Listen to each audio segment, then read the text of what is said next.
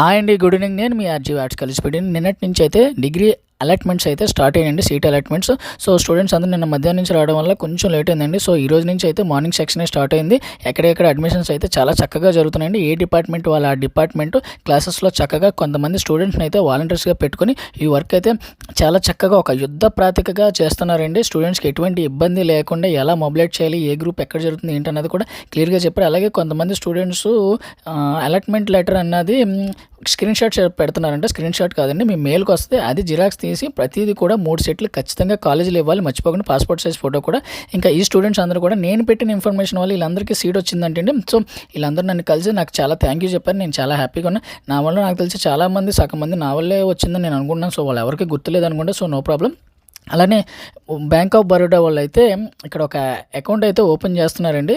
ఎవరికైతే అకౌంట్ లేదో వాళ్ళందరూ కూడా వచ్చి ఫ్రీ అకౌంట్ చేయించుకొని దానికి ఆధార్ కార్డు అలా ఏ డాక్యుమెంట్స్ అడుగుతారో ఇస్తే సరిపోతే.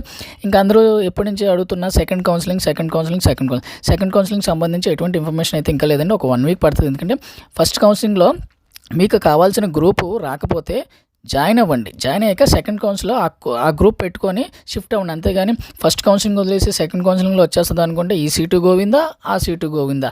అలానే ఫస్ట్ కౌన్సిలింగ్లో సీటు రాని వాళ్ళందరూ కూడా కొంచెం వెయిట్ చేయండి, సెకండ్ కౌన్సిలింగ్కి సంబంధించి డీటెయిల్స్ వస్తాయి. అలానే ఇంకా కొంతమంది పెండింగ్లో ఉన్నాయి, వాళ్ళందరూ కూడా కొంచెం వెయిట్ చేయండి. అవి కూడా 2-3 డేస్లో రిలీజ్ చేస్తారు. సో కంగారు పడద్దు, మమ్మల్ని కంగారు పెట్టద్దు, కొంచెం ఓపిక పట్టండి. సో అందరూ హ్యాపీగా ఉండాలి. Thank you, good night.